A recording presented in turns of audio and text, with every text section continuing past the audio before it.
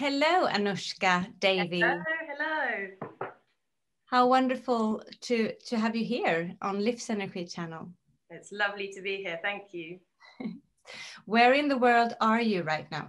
So I am in London, in North London, in a place called Whetstone, which usually people have never heard of. It's like a place that doesn't exist, but it's a very green, leafy part of London, and I love it. So I will introduce you to our viewers just for a few words. So dear viewers, this is Anoushka Davy, and she has written a book that we are about to launch in Sweden. And I actually have the Swedish copy here, still on its way on the ship, but I have one copy. And it's called Antiinflammatorisk livsstil. And in English, it's the anti-inflammatory plan. And it's a really good plan because you have both the science, you have the lifestyle, and you have the cooking part, how to actually to create this lifestyle in one single guide. Really nice. So we are so anxious to hear more from you, Anoushka. Thank you for coming here. Thank you. So let's dive into this subject right away. It's a very interesting topic, and I believe that it's been trending, or at least, been something that boils around the surface here for a couple of years. What would you say about inflammation? Yeah, you're absolutely right. Inflammation is a very popular topic at the moment, and for good reason. Because inflammation is the main driver behind pretty much all chronic disease. It's relevant for everyone. And we know that the state of health in the world currently is not that great. Chronic diseases are massively on the up every single year. So things like cancer and heart disease and dementia and obesity, it shows no sign of really slowing down. So we need to start taking matters into our own hands to understand more about why this is happening and what we can do to help ourselves. So it's a topic that's relevant for everyone, regardless of gender, where you live, what age you are.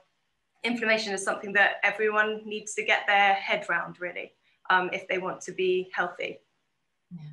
So what is chronic inflammation and what do we know about it? I mean, concrete. Yeah, so chronic inflammation is inflammation that's been going on for a long period of time.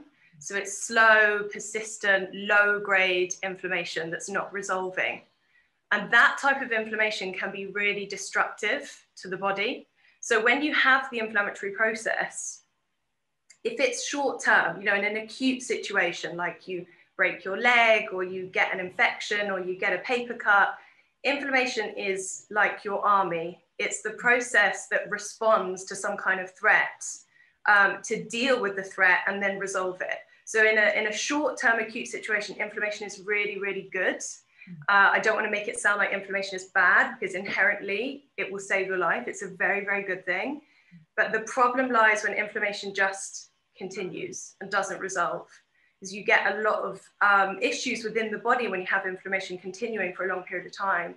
You can have changes to DNA, you can have internal scarring, you can have damage to healthy tissue. Lots of physiological changes can happen within the body that are negative if you have inflammation going on for a long period of time. So there's a really important distinction between acute and chronic inflammation.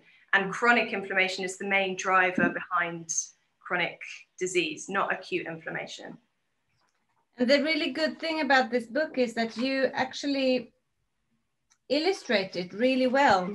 So, it's not just a textbook on each page. It's a lot of different illustrations so that we can learn. I have a cat here. Can you hear? I love cats. Who wants to be What is her name? Sorry, it's a Spirou. The French cartoon. Hello, Spirou. I have to pick him up because he's...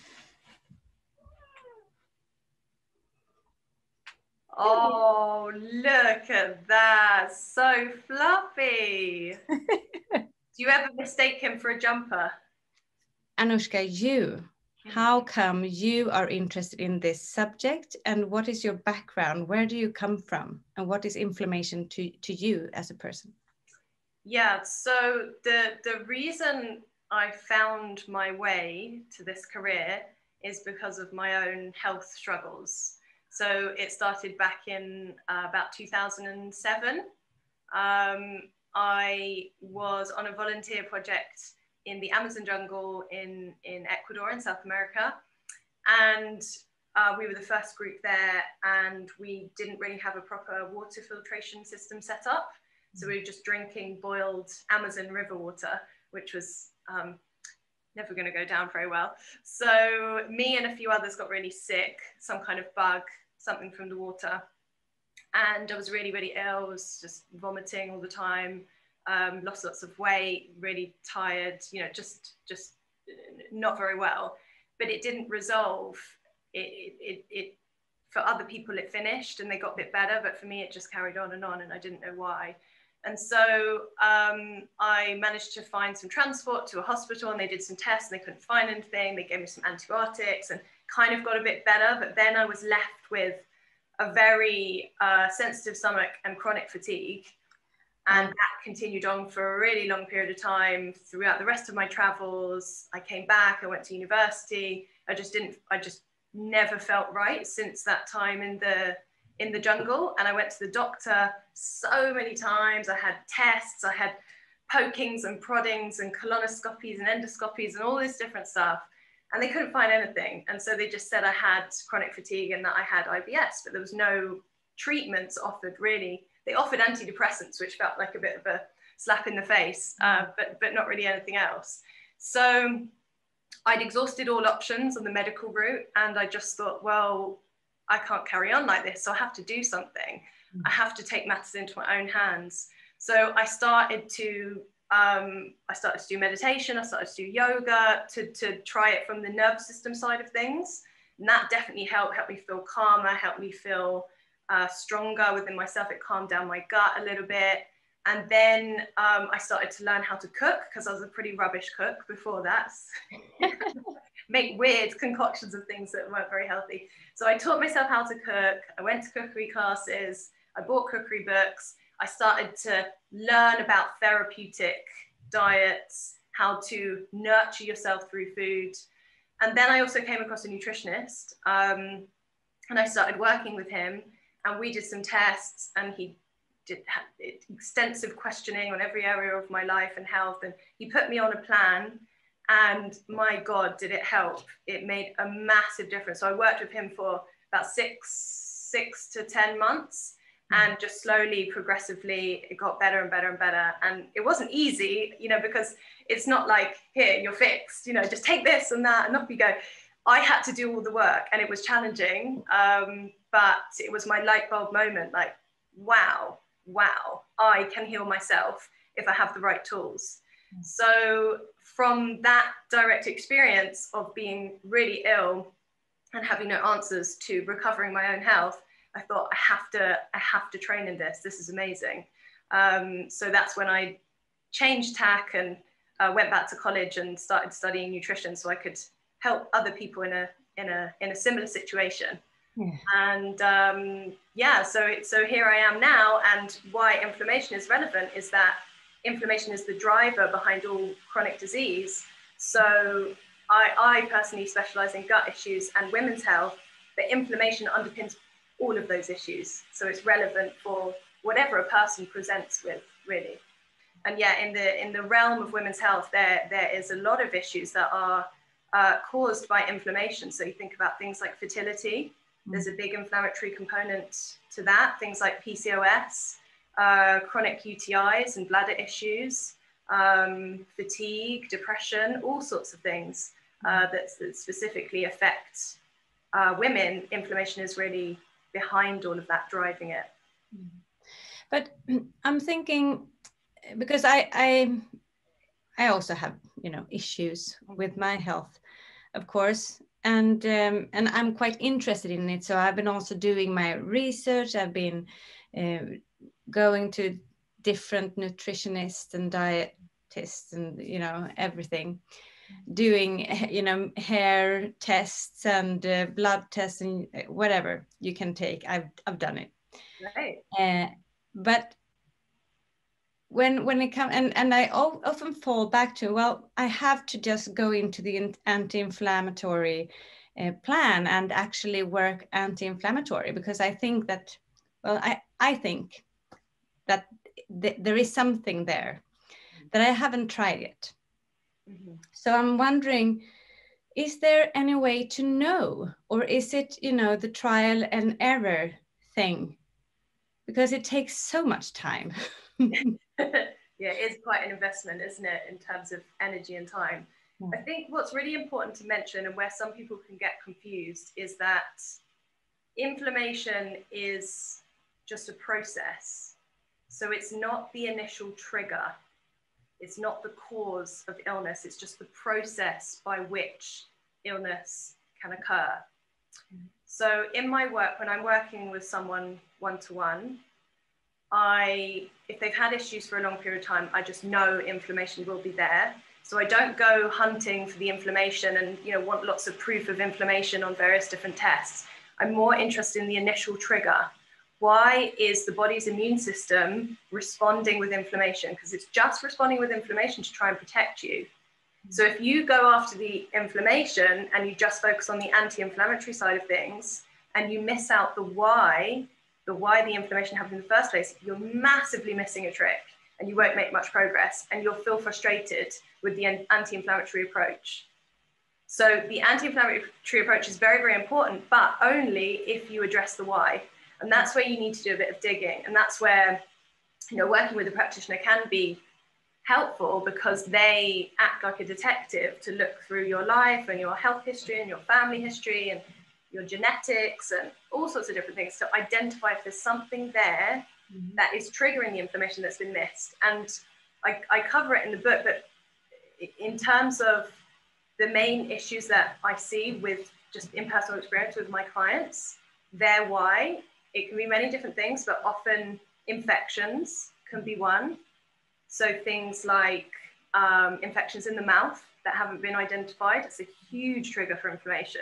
Things like root canals, which can be a reservoir for infection. I'm so interested in dental health. I've become really interested in it in the last 5 years, that if you have unresolved issues in the mouth, you have some kind of infection, or you have a root canal that is actually a reservoir for bacteria and it isn't sterile, you're going to have widespread inflammation. And so you could go on an anti-inflammatory diet, but until you address what's going on in the mouth, you're not going to make much progress. Do you see? So it's finding those triggers, and that could be many different things. That could be that you're really not balancing your blood sugar levels well, you have an infection, your thyroid isn't happy, you have huge levels of stress, you're exposed to something environmentally like mold.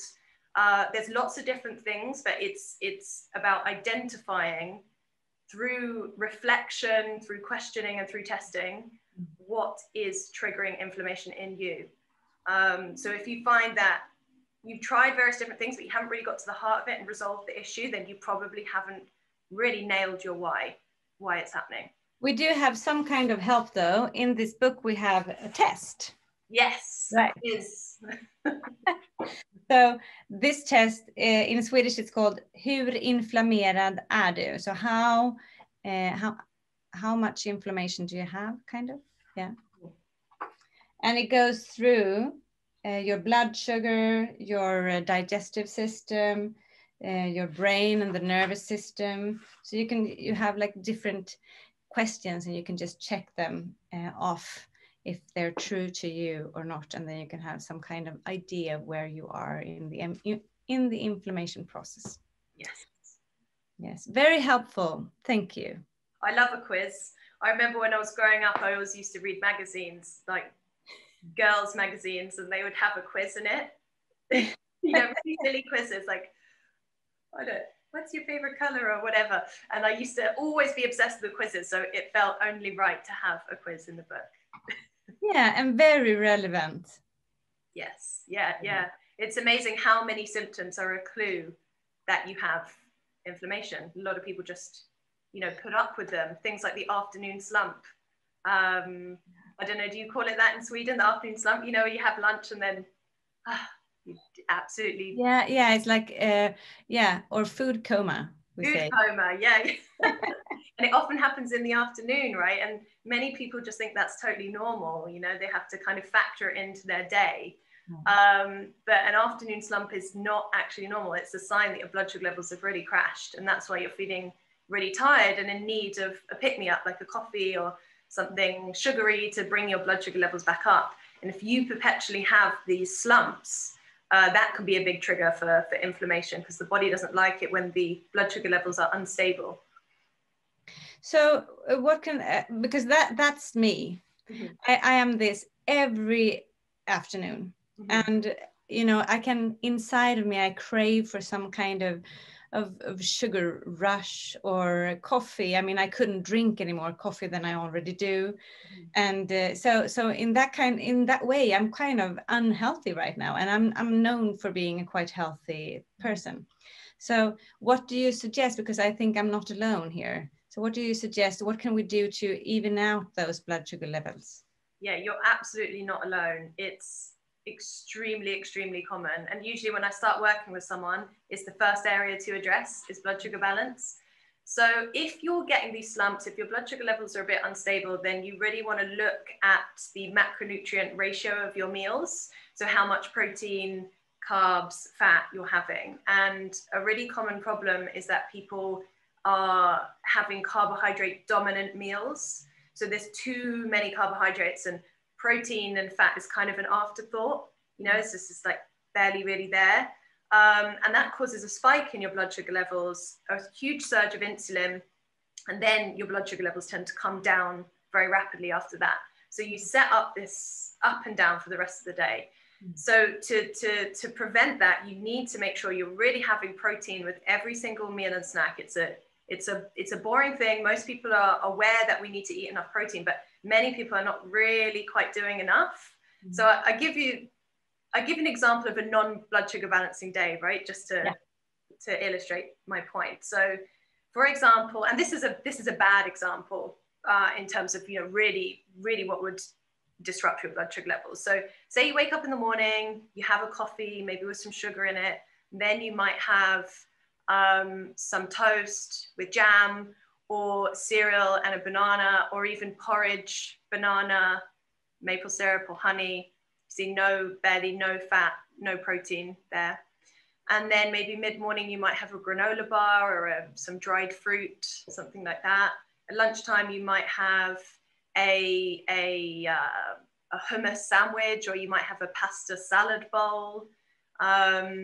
And then in the afternoon, you might have a coffee and some chocolate, or a biscuit, or a piece of cake, or some crisps, or some rice cakes and honey.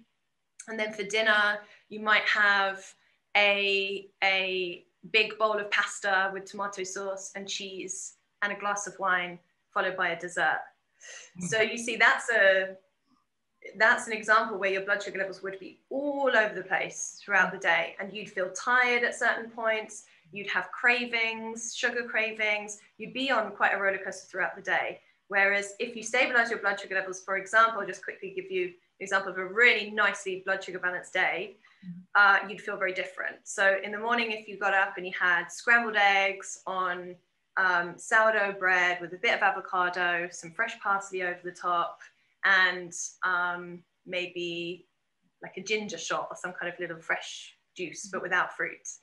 Then mid-morning, if you feel hungry, you'd have a little bit of dried fruit, but lots of nuts. Or you'd have something savory, you know, half an avocado, lemon juice on there.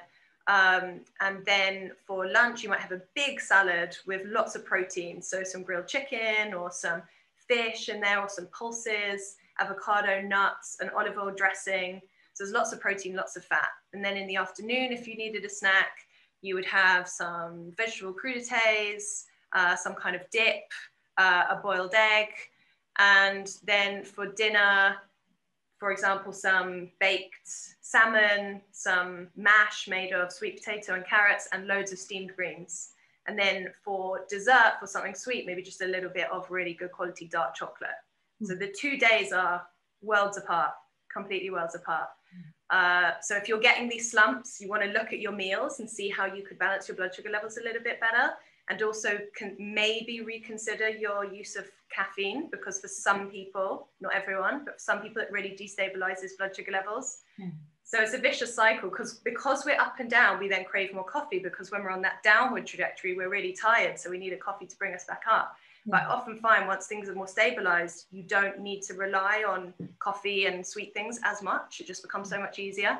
So yeah, there's some tweaks you can make. It doesn't need to. And the funny thing is, when you mention this, to me, what actually is my dream day, even taste-wise, that's the second day, not the first day with the toast and with the pasta twice, and that's not my thing. So, and I think I'm not alone here either. I think a lot of people would love to start off with scrambled eggs or boiled egg or something, but we don't tend to do it. It's easy to just take a bowl of cereal and get on with it. Yeah, absolutely, because it's quick and we're all in such a rush these days. And I do really understand that. But there's ways around it. You can prepare things the night before, you can make bircher pots, you can boil eggs several days in advance. Like, there's little tips and tricks and ways around it, but it's also just making healthy food and breakfast a priority, just making that time. But that's where lifestyle gets into it. Good. So, okay. So we have cleared out that inflammation is, well, a lot of us have it, and we can get out of it if we just put our minds to it. It's quite easy and it's really good. Yes. That's 100% right. Yeah. It's very empowering when we think of it that way. It is, definitely. And I mean, just to boil a few eggs and keep them in the fridge and buy a few ripe avocados, you have a fatty and healthy lunch. Yeah, it doesn't need to be hard or complicated or expensive. True. So what are the main, if we're looking at your clients, what are the main reasons they come to you?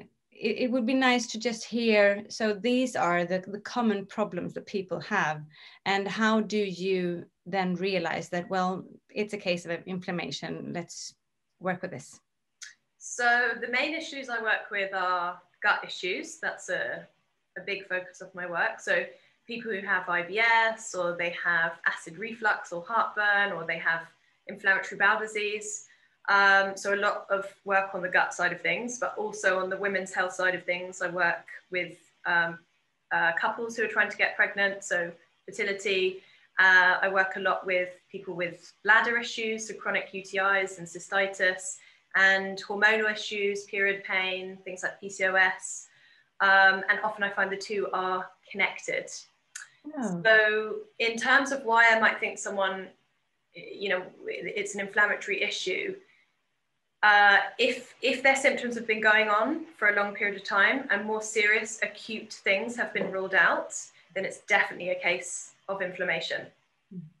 And so that's when I start going after, why is inflammation happening? What is it within their diet, their lifestyle, within their body that's triggering their immune system to respond with inflammation? And how can we get that inflammation to calm down? How can we resolve it? So if somebody's coming to you and says, well, I have IBS, I need help. What is it that she needs help with? Is it because she has pain, or is it because she's, what is it? That's a great question. So IBS is a collection of different symptoms that are kind of lumped together for the sake of diagnosis, to be able to give it a label. And IBS can show up in different ways. So for some people, it's chronic constipation. For some people, it's chronic diarrhea. For some people, it's a mixture of both.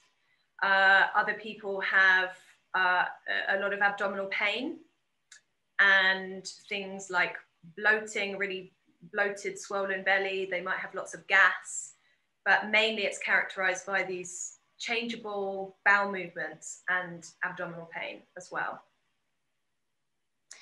And an anti-inflammatory plan can actually help that.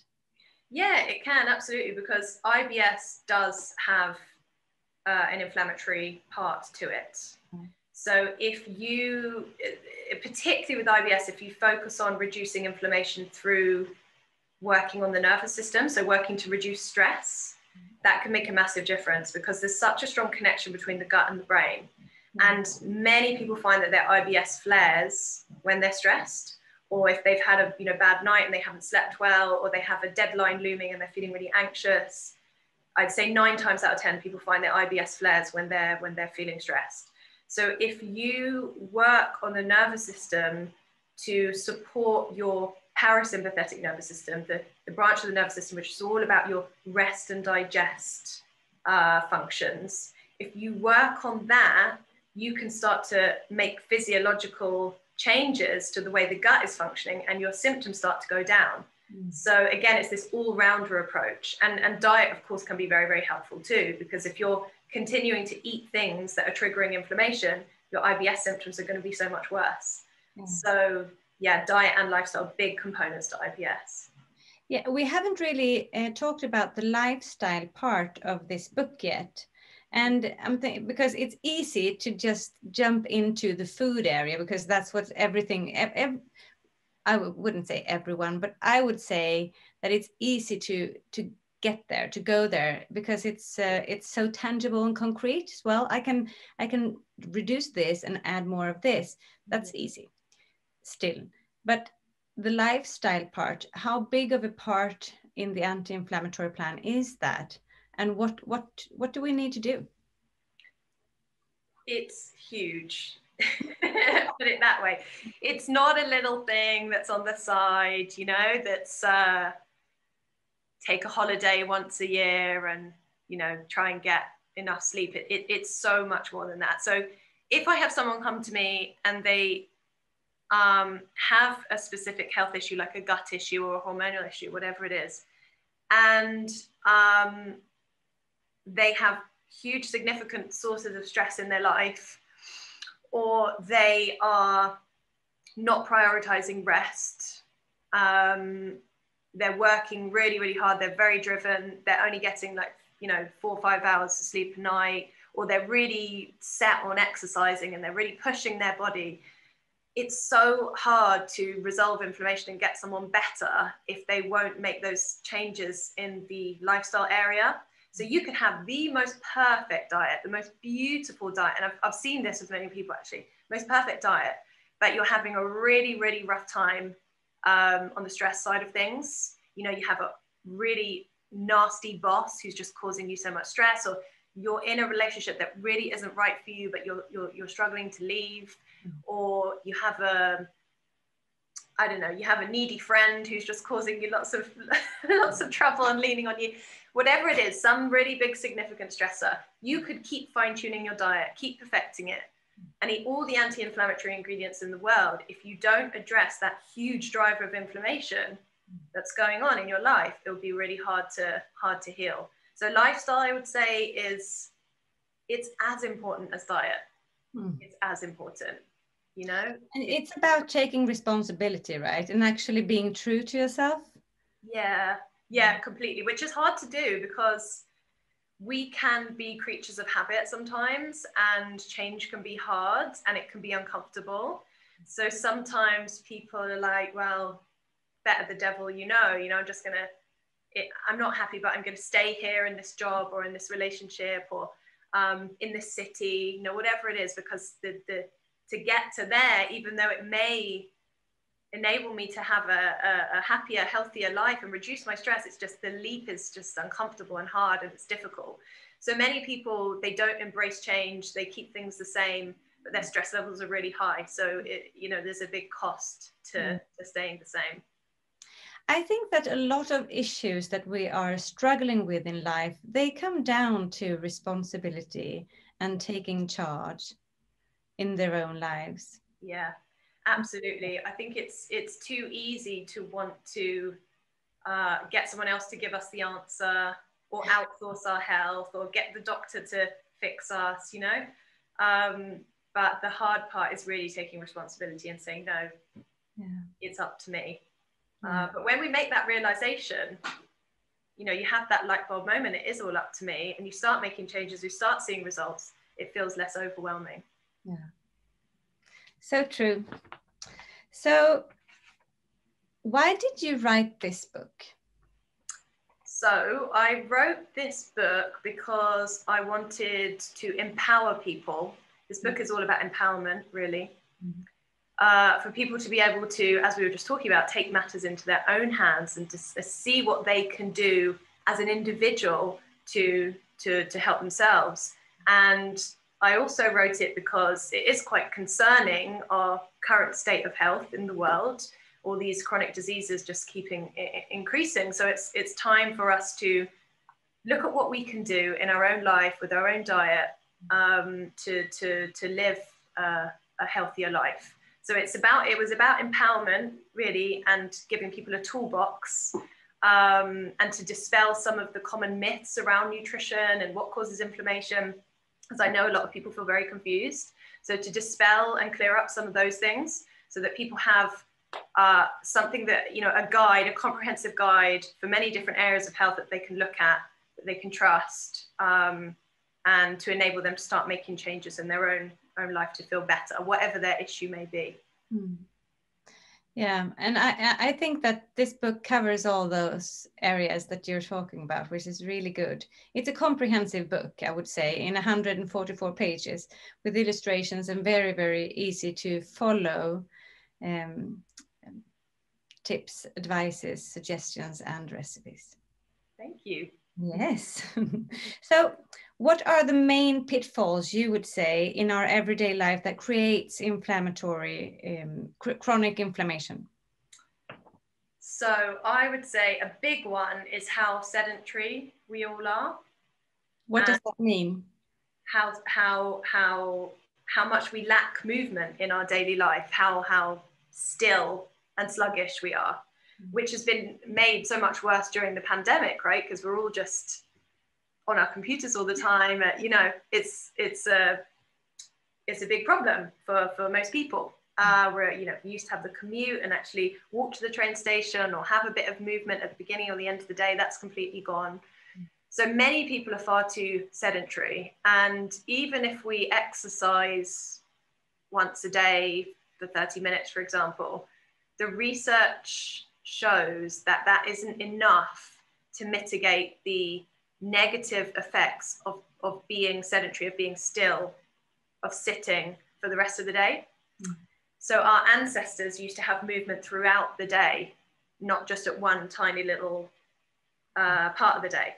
So I'm a big advocate for trying to weave in movement throughout the day. So whether that be you get a standing desk, I have one here, it's on the levers, it goes up and down. So half the day I'll stand and I'll have music on while I'm working. I'm kind of, there's just like little mini micro movements. So I'm not just like this the whole day.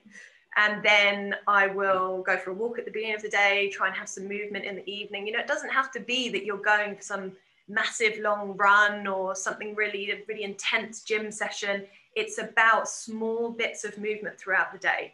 And that's where I feel a lot of people go wrong, is their diet may be good and they work to reduce stress and everything else, but they're very sluggish and sedentary. So that would be a big thing, really big thing.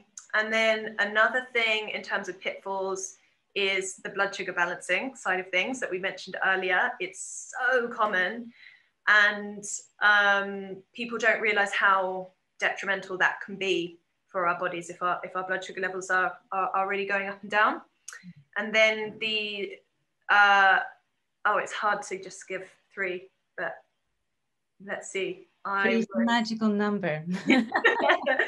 I would say, okay, my third one, a really important one, is what oil you use, what cooking oil you use. The oil area, that's a whole jungle in itself. It is such a jungle. People get really confused about it, and there's really conflicting information. So I really enjoyed writing that section because it's something I feel very passionate about.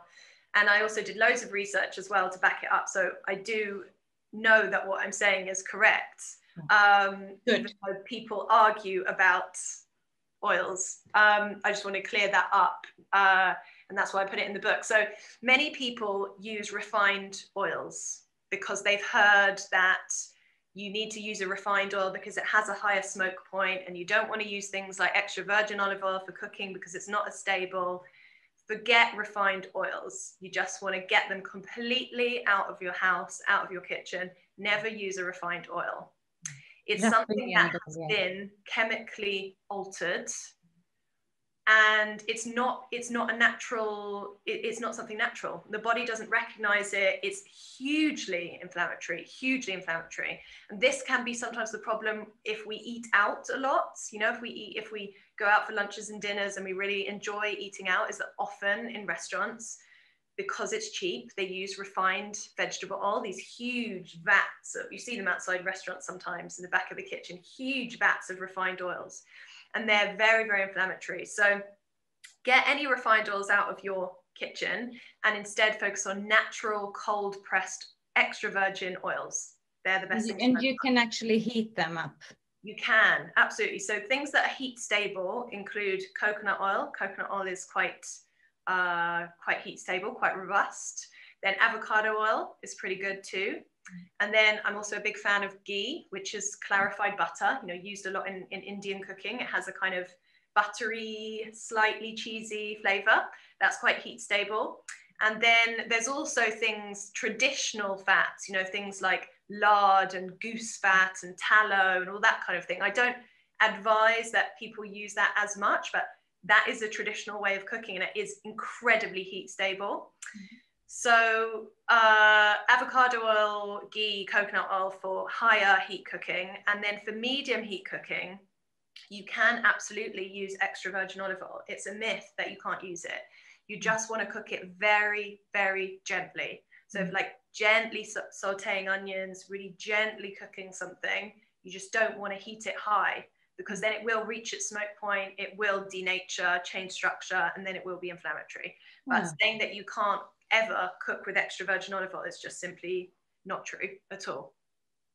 That's a good thing to know. But you know, I always find myself in an area, you know, where I don't feel very comfortable when there is a recipe that tells me to use a natural oil, and they ask me to use canola. How do you say? Yeah, canola oil. Like the, you know, the yellow.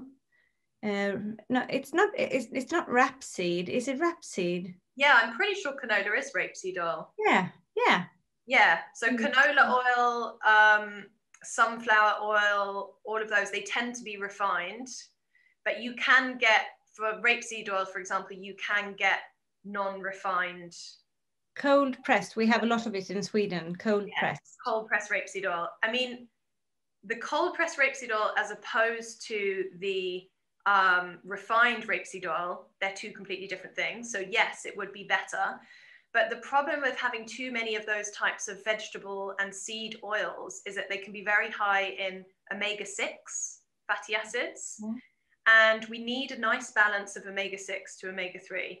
And in the West especially, we tend to really kick out our ratio of omega-6 to omega-3 because we have so many of these vegetable oils. And so when you kick out that ratio, you don't have enough omega-3 and you have loads of omega-6, your inflammation really goes up.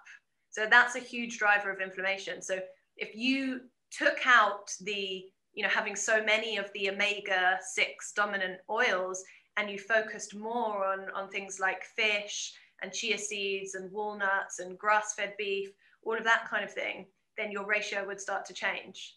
So it's the refined component is bad because it's been altered, but also it's the fact that these oils kick out your omega-6 to omega-3 ratio, which is bad news for inflammation. Yeah. So when we talk about this, whether we are sure that canola oil and rapeseed oil are the same, what we mean when we talk about the yellow raps in Swedish. That is in the south of Sweden. Every beginning of the summer. It's fantastic yellow fields. So just for the viewers, so that they know what we're talking about. That's great. Just generally, for good health, it's better to focus less on using oils for cooking anyway, because when you're using oils for cooking, what are you doing? You might use it for baking or for grilling or for frying. And if we're talking about the ideal situation for a cooking method, it's using liquid instead of oil. So for example, when we make a casserole and we cook things all in like chicken stock or vegetable stock, or we use a pressure cooker, which uses lots of liquid, we're relying less on the oil to cook things, and we're using liquid instead. So that is a less inflammatory way to cook. And also when you heat things to a high temperature as well, you can change the structure, you can create carcinogenic compounds, especially when things start to brown, when you barbecue or grill or bake things. So cooking in liquid and doing away with the oils completely is a really, really amazingly healthy way to cook. I mean, and we should be able to do that at least a couple of days a week. Steaming veggies, steaming the fish, and that kind. So yeah, it makes sense when you say it. Actually, we could do more of that. Yeah. And once again, I think that we're just lazy. You know what? A tip for the people watching this is, if you want to combine easy and healthy, my new favorite gadget at the moment is a pressure cooker. I am obsessed with it. I love it. I absolutely love it. It's called an Instant Pot. You can there's lots of different pressure cookers, but that's quite a well-known one. And it uses pressure to cook the food.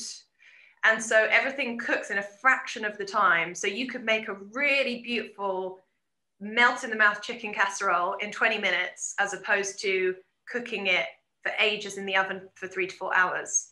It makes everything so tender. It cooks beans and legumes super quickly. It's just absolutely amazing. And you don't have to do any frying or really use any oil. It's all with liquids. And then you can just add the oil afterwards, like a topping. Yeah, exactly. You could add the oil on serving, and then you know that the oil wouldn't be changed by the heat in any way. So you'd be getting it in its best form. So yeah, the reason I'm saying that is because we need oil, isn't it true? We absolutely need oil, but the best way, most ideal way to consume oil is when it hasn't been heated.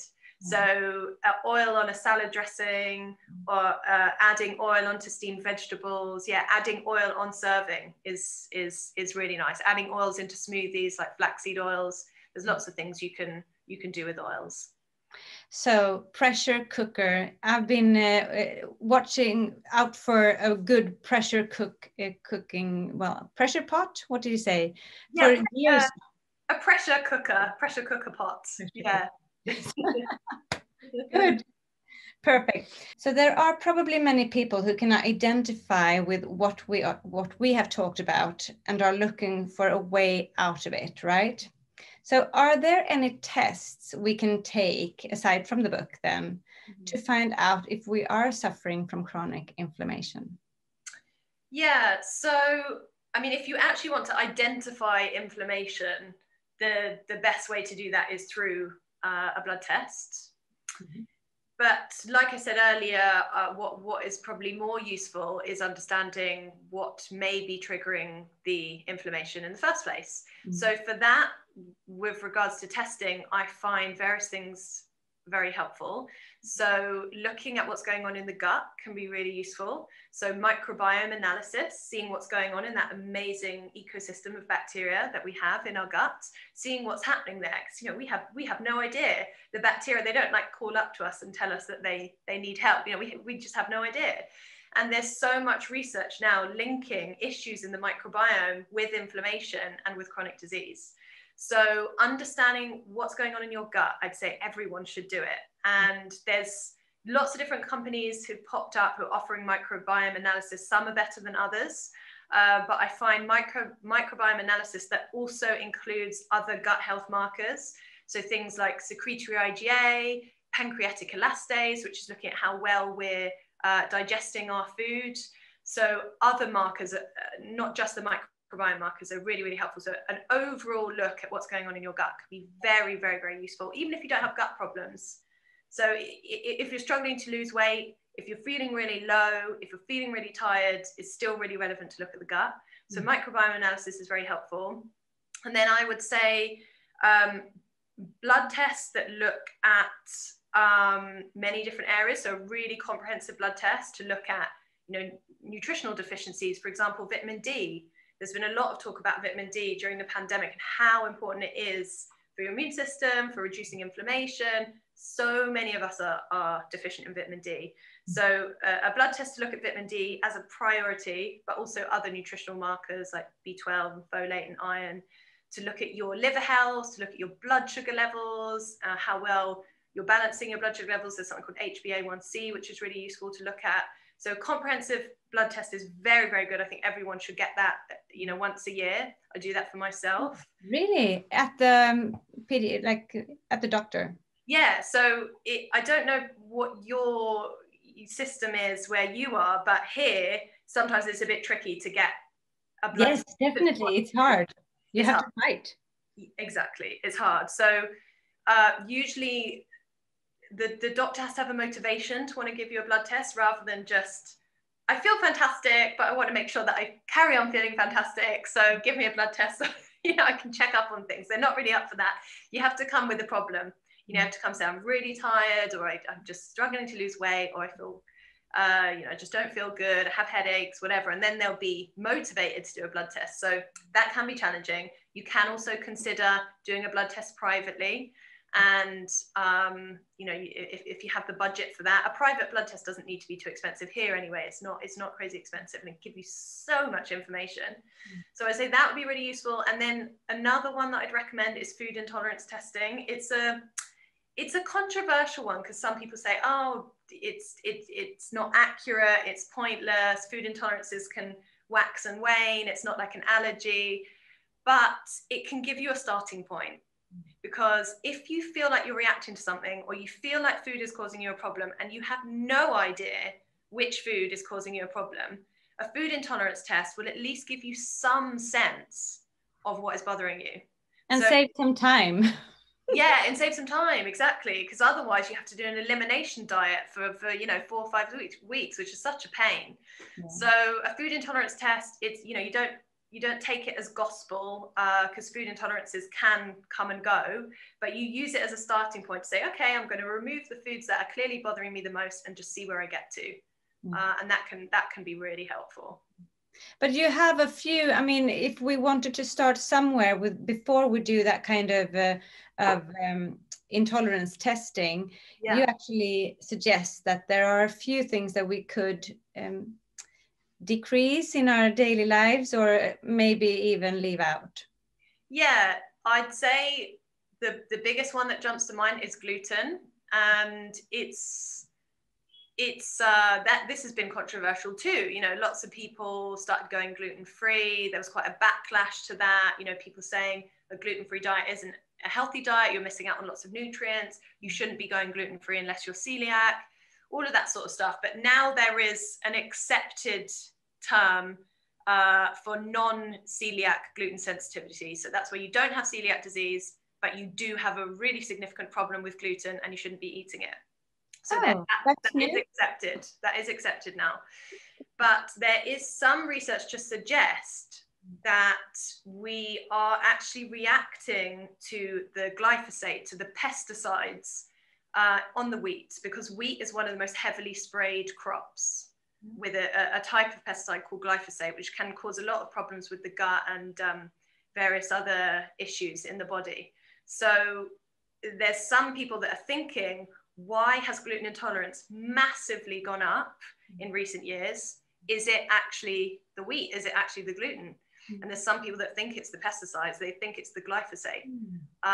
So it's a tricky area, but I find many people feel better when they have a specific health issue, a gut issue, or they're having migraines, or they're feeling really low, especially with mood issues. Gluten can be relevant. And we just do an experiment.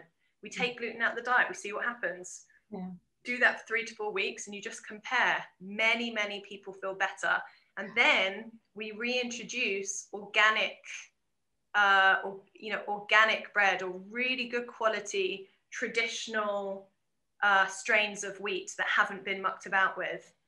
And they can, or things like spelt as well, they can often tolerate that when it's good quality, organic, maybe also fermented, like sourdough bread. They can tolerate that, but they can't tolerate really rubbish, non-organic cereal or poor quality bread.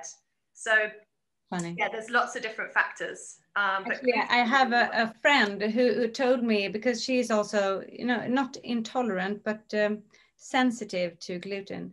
And she said, it's funny because when I buy bread here in Sweden, in the supermarket, I can't eat that, but I can eat a baguette when I get to Paris. I don't know if there is something in the wheat of how we actually, what kind of wheat we use. Yeah. But, it's a really interesting thing to think about. I've heard a lot of people say that, they can eat bread in one country, but they go to another country, for example, America, and they eat the bread and they're really ill. So there's something going on there. We need more research to understand it, but a lot of people are thinking it's possibly to do with how we've messed about with the wheat strains and how much the wheat can be sprayed with certain pesticides, which can be problematic. Yeah. That's very true. So we should be careful of what kind of ingredients that we use. That's for sure. Absolutely. But one thing to mention as well is that going gluten-free comes with its own problems, because there's a whole, here it's called the free from, the free from industry. And you go to the supermarket, there's usually a big free from section, which has gluten, dairy-free products. And yes, they're free of gluten, which would be helpful if you are reacting to gluten, but are they healthy? No, they're extremely processed. So you could go gluten-free and avoid the thing that's harming you, but then you just add in tons of chemicals and sugar and something that's highly, highly processed, and it doesn't really resemble anything like bread. So going gluten-free, there can be some problems there, and you want to avoid the really processed free from products if you do go down that road. And maybe if you want to make a serious trial, maybe leave out bread for a while. Yeah. Or pasta. Yeah, exactly. And don't try and find a replacement. Just avoid that for a while, 3 to 4 weeks, reintroduce it, see how your body responds, because your body is amazing at giving you feedback if you allow it to. And we need to develop this better relationship with our body, where it tells us what we need. And when we get still enough to be able to listen and understand the language of the body, it can really help guide us to make better choices. So looking at the lifestyle and the science and the meal plan, what does your day look like to keep your blood sugar levels perfect? So what does my day look like? It's not the same every day, but I'll give you an example. So I really prioritize sleep, and I do really admire people who get up insanely early and grasp the day. But I'm not that person, and I like to prioritize sleep. So I make sure that I always get 8 hours sleep. And so I would get up around 7:30, 8 a.m. and then I would hydrate. So that's the first thing I do, is I have a big glass of water, or I have a herbal tea. We get quite dehydrated overnight. So it's very, very important to hydrate. And then the first thing I do after that is I do some kind of movement. So I mix it up. It's different every day, but I might do some yoga. I really like to get out in nature, especially because I'm on the computer so much at the moment. So some really lovely green spaces near me. I go put my headphones in and just go for a lovely walk. I did that this morning. I was out for about an hour and a half, just stomping around and looking at the birds. It was really nice. And then I will come back. So I usually exercise without having eaten. I exercise in a fasted state because I find I feel good on that. And then I come back and I'll have a nice breakfast. So this morning, what did I have? I had a mixed vegetable omelette with lots of herbs and dill and parsley, and then a little bit of a salad on the side and some avocado. And then I didn't really have anything else. I didn't feel I needed a snack. I feel, you know, when my breakfast really fills me up, I don't need to snack and graze. I try to have good gaps between meals because that's very good for balancing blood sugar levels and insulin sensitivity and everything. And then for lunch, I had a leftover black bean curry that I'd made in my Instant Pot, in my pressure cooker, which is my pressure cook. Yeah, my favorite toy. I think I'm going to ditch my boyfriend and just be my Instant Pot. It's all I need. So I had black bean curry. I had some brown rice with it. This was all leftover. Also, I like cooking in batches because it's annoying to have to cook every meal from scratch. So if you cook in batches and you have lunch ready to go for a few days after that, it's brilliant. So yeah, black bean curry, brown rice, and there's spring greens and asparagus in season at the moment. They're absolutely delicious. So I had that too left over, and I put olive oil over everything. And then in the afternoon on a different day, what I would do, I'd probably, just carry on hydrating. I drink a lot of water, a lot of herbal tea. And then I usually don't need an afternoon snack, but if I do, or if I'm going to the gym or something, I might have a protein smoothie with berries, avocado, chia seeds, a protein powder, fresh mint, ginger, lots of anti-inflammatory ingredients in there. And then for dinner, I usually have fish about 2 or 3 times a week. So I might have mackerel with some carrot mash and some greens, or I might do a dish with courgette, spiralized courgette with some bolognese on it, or I might do a vegan curry. I mix it up, lots of different things. And then I try and do something for my nervous system every day. So a bit of meditation, or my favorite one is just lying on the floor. Shavasana, the yoga pose. I love lying on the floor. It's just such a reset. So I'll do that sometimes if I feel like my head is full, I've had lots of calls and my head is feeling buzzy. I'll just lie on the floor and it's a great reset. And then what do I tend to do in the evening? I might watch a bit of TV, I might read, I might try and get out in nature again. So I'm just such a nature obsessed person, and especially now it's getting darker later, I might get out again and go for an evening walk. It's nice, and then it's not too busy and not many people around. And then usually I have a really extensive bedtime routine that takes me ages, but I enjoy it. So I tend to I really like having an Epsom salt bath. I do that about 3 times a week. Oh. And I put tons of Epsom salts and essential oils and light all the candles. It's like this whole massive ritual, and sit and soak in there for a while and read a book as well. And then I like to do a yoga nidra before bed, and yoga nidra in Sanskrit means sleep. So it's a really lovely form of meditation. It's basically a body scan, and it just talks you through each different body part. And I do that, and then I might take some magnesium because that really helps me sleep, and faff around a bit more, and then go to bed. Wow, that's a whole day. It's a packed day full of good stuff. Yeah, absolutely. But I will also say, I don't want to try and put out there that I'm, some perfect person and that I have these routines that are just unattainable to everyone else because they require so much time and effort. I'm a massive advocate for balance, so I'm not neurotic about anything. I really like to try and weave balance into everything I do. Which meal in the day do you think is the most important one?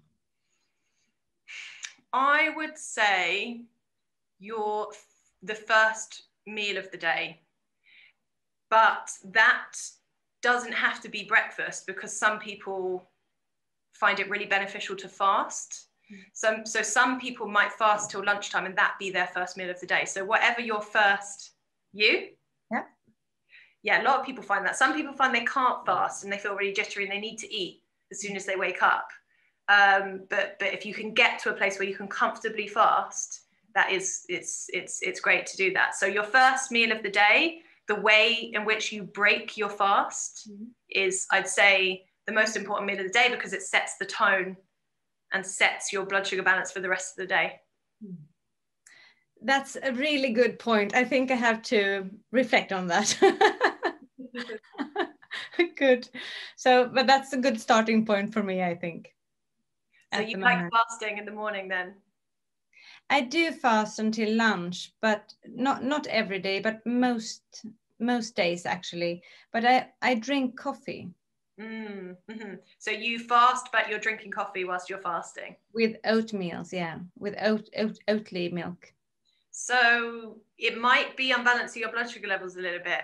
So maybe see if you take out the coffee and you only have the coffee with your first meal of the day, it might make a difference. You might find interesting, there's blood glucose monitors, continuous blood glucose monitors that sit on your arm. Yeah. And it's not like diabetics where you have to always, do a finger prick and measure the blood to see what the blood glucose levels are. You can have this blood glucose monitor. There's one called Freestyle Libre, which measures your blood sugar levels. So you can see how your blood sugar responded to the fasting, how it responded to the coffee, how it responded to your breakfast. And then you can start to pick out areas that are causing big fluctuations, and then you can change. It's a really, really nice thing to do to get feedback in terms of what's working and what's not. Right. All the data around your body and your habits, that's really helpful if you can get used to it. So a few short facts about you, Anoushka Davy. What's your zodiac sign? I am a Taurus. You're a Taurus? Yeah. I am too. Oh, amazing. So it's your birthday month, or it was last month? May. I'm April. Yeah, we're the best. I love Tauruses. They're great. Yes, I know. We're stubborn though. Yeah, I know. So what's the date? 25th of April. Oh, you just had your birthday. Happy birthday. Thank you so much. Mine is May 18th. Oh, lovely. It's a really nice time to have a birthday because it's really beautiful outside, isn't it? All the flowers and everything looks really kind of vibrant. Yes, everything has kind of exploded. Yes. By then. Absolutely. Yeah. Good. So you're a Taurus. If you were to give yourself a title, what would you say what are you? More than even me. What, in terms of work? Yeah. So I am a nutritional therapist and a health coach. Yeah. That's what I call myself. And you work for yourself. You have a private clinic, right? Yes, I do. I'm self-employed, and everything's been online. In the last year, I used to offer in-person appointments and online appointments, but it's been all online over the last year because that's what everyone was asking for, and people didn't want to travel and everything. But I will go back to doing a mix of online and in person. But the online is very useful because it means I can work with people from anywhere and people don't have to travel, and it's very convenient. But I would like to go back to doing a mix of both and seeing people in real life. Yeah, of course. I think it's a mix is, a balance is always good. But then again, I'm thinking, so if anybody in Sweden would like to hook up with you, that would be possible. Absolutely. Yeah. I have lots of clients from all over the world, and I don't have any clients currently from Sweden, actually. So that would be really nice. You never know. I might be the first. So family-wise, are you from London originally, or do you have your family somewhere else? Yeah, so I've lived in London all my life, so I'm definitely a Londonite, but my roots are a bit of a funny mixture. So I have a bit of Russian in me, a bit of German, and a bit of Scottish as well. So I'm kind of a funny sort of mongrel mixture of different things. And you ended up somewhere in the middle in the UK. Yes, I feel very boring that I've always lived in London. I mean, I've traveled a lot and I've lived in other places for short periods of time, but mostly I've been in London my whole life. I do love it here. It is an amazing city, but yeah, it'd be nice to experience somewhere else at some point. Oh, maybe you come to Sweden and see how we have it. Yeah, absolutely.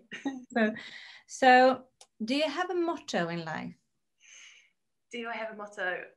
It's more of a saying, but one of my favorite things to say to other people, to remember for myself, is that if nothing ever changed, there would be no butterflies.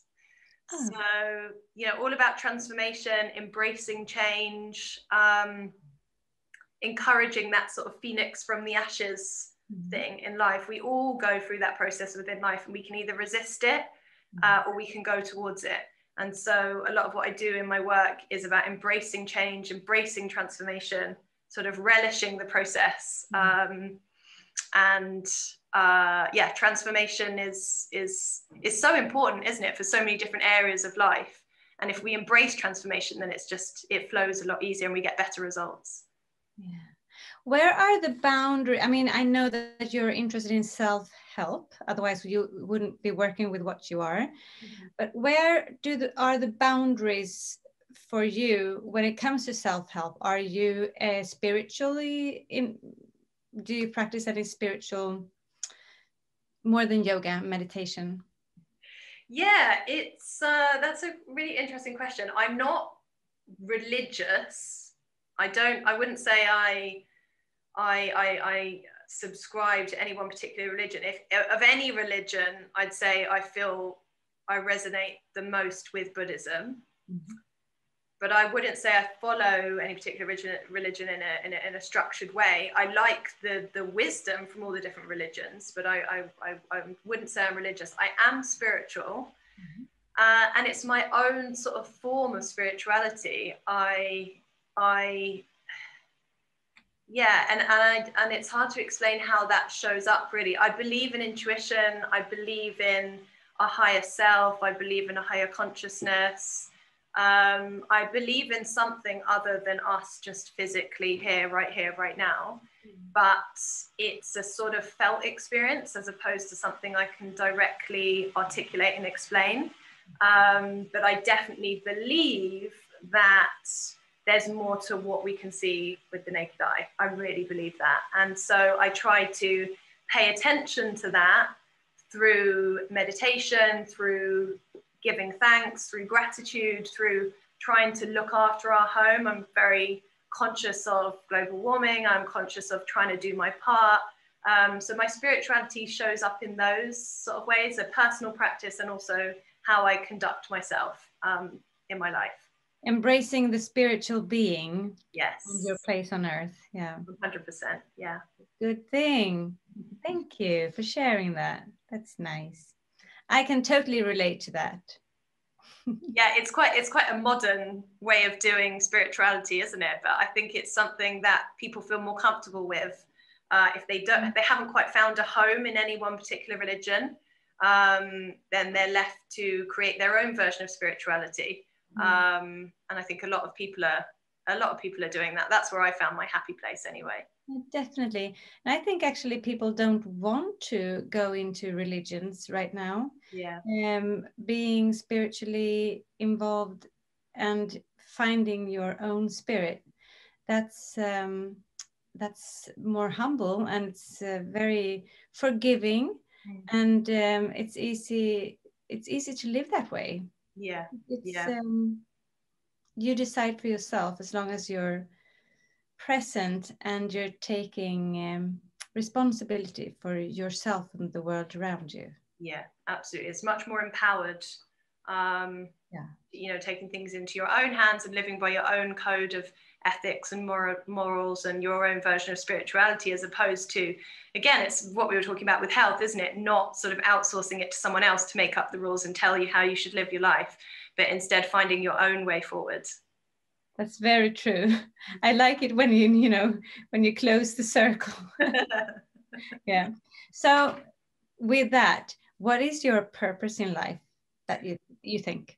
My purpose in life, I feel very strongly, is to help people live more empowered lives. So specifically around the area of health. I really feel that's a very important mission of mine. But then in my personal life, I would say I would like to keep getting to know myself better, keep living more in harmony with nature, explore different ways I could live that are more in harmony with the planet. I feel very passionate about that. So it's all around natural living, natural health. That is my hot topic that I am obsessed with. And it comes into my work and into my personal life. It's just helping us to live a healthier life and also look after our home, look after the planet, because we're an extension of the planet. We're not separate. So we need to make sure we look after it. That's very true. So I just got another question here, because I think that there's a lot of people, including me, who want to know, I mean, this, you know, supplements or not. So I think that supplements are quite good in some kind of, you know, balanced state. So if you were to take any supplements, what should you take? I mean, what are the basics if you were to choose 3, perhaps? Yeah, so I do think supplements are a good thing, but they are supplementary to a good diet. So you can't just take a supplement to fill in the gaps. You know, the diet is first and supplements are just kind of like the cherry on top. Yeah. In terms of what to focus on, like baseline supplements that would be good for pretty much everyone, I would definitely say vitamin D, because we're also deficient. And I would say a really good quality multivitamin.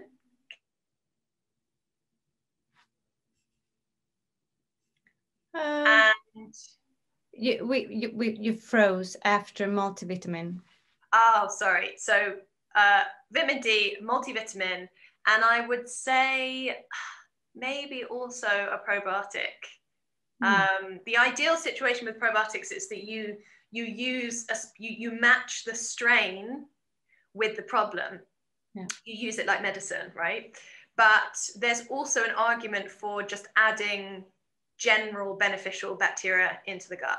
Yeah. Through the form of probiotics, because we all used to eat so many more fermented foods, our ancestors did, and we're not really doing that as much anymore. So a probiotic could help give you some extra microbes. So those would be the 3 things I would say. But there's a caveat to that, in that not all supplements are created equal. So if you have a really bad quality rubbish supplement, A, you might not absorb any of it. It might just be creating expensive urine. And B, it could actually be in the forms, because nutrients come in different forms.